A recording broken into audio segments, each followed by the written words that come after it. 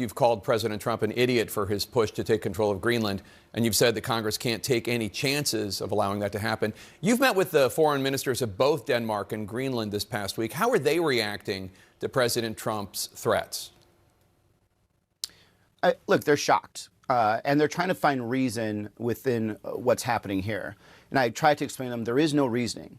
Right, the president just wants to have a legacy piece where he gets to claim that he brought in this big chunk of land that he sees on the map, even though it's distorted map, and he's willing to ruin our whole foreign policy, all of our alliances, our economy, just so he could get what he wants. This man is doing everything for himself and nothing for us.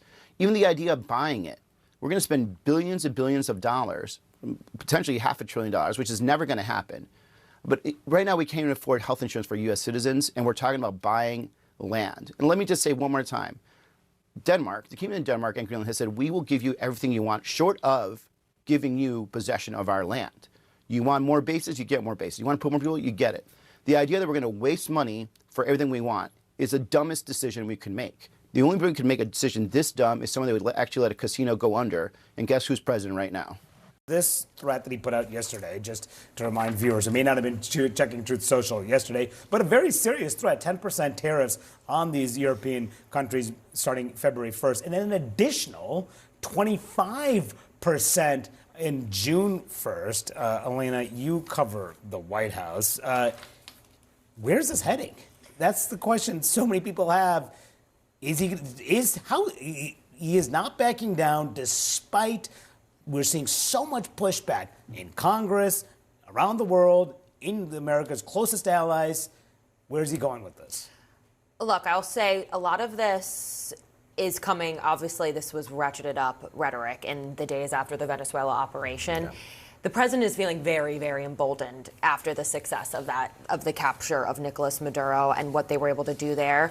And that's part of what's happening behind the scenes. I'd remind you, this is something Trump has wanted for several years. He tried and failed during his first term to try and see what he could do about getting a portion of Greenland, annexing Greenland, not to this extent, but wanted to do this and was essentially told he couldn't by the people around him then.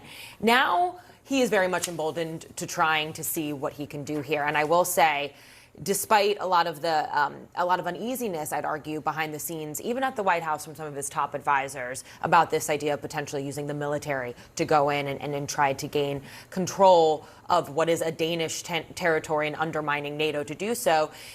The president believes that this is a legacy building thing for him. And that's what I think a lot of this comes down to, particularly when you look at the foreign policy thing here. He believes that the Arctic region needs this type of security, not just for national security reasons because of aggression from China and Russia, but also for missile defense systems. Yeah. I'm getting in the weeds here, but I'll just say this is something he very much believes is necessary. And so the politics around it is actually almost secondary to what he believes will be a legacy building thing for him. And natural resources, exactly. Right? I mean, he's been saying this is all about national security, but I remember when Mike Waltz was coming in as national security advisor, and he also mentioned critical minerals, right, that are under some of the ice there in Greenland as well. I think the emboldened point is absolutely right. When I saw the Truth Social post yesterday, I immediately went back to when we were in the Oval Office with him and we asked him, what can stop you on the world stage right now? What do you feel is a restraint on your power? And he said, myself. He said, my own morality. And we asked, what about international law? And he brushed that aside,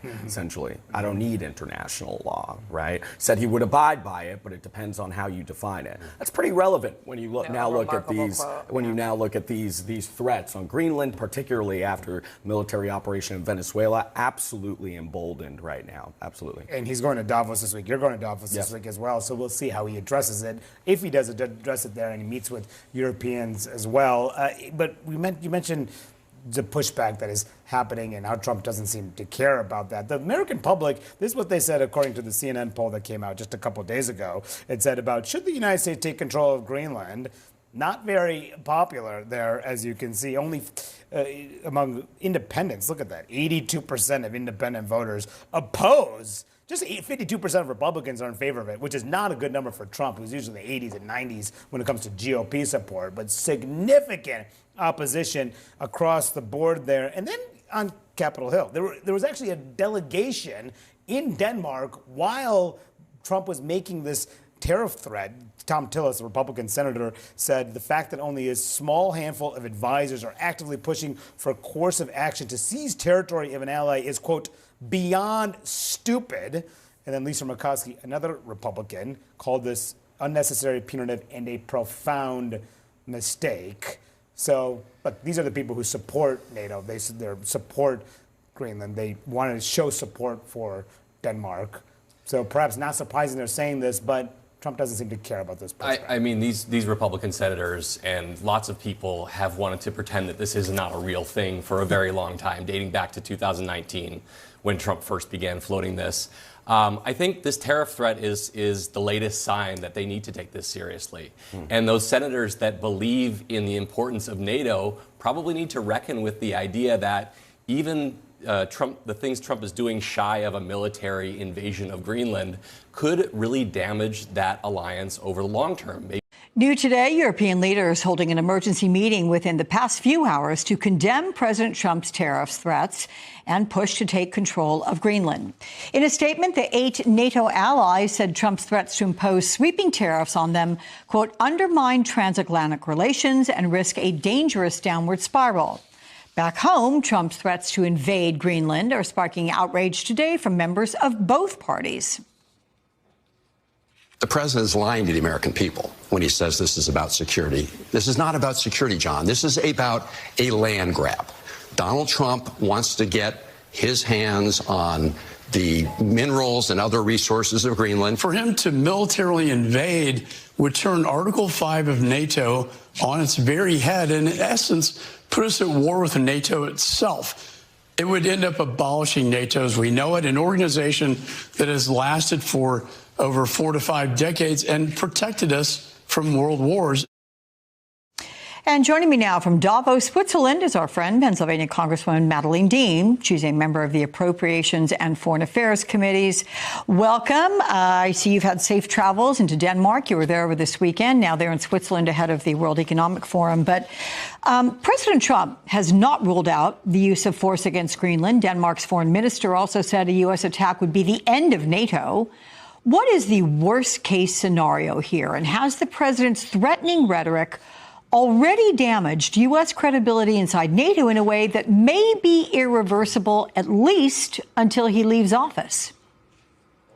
Alex, good to be with you. And the very reason we have traveled to Denmark and now to Switzerland is the consequential nature of this threat.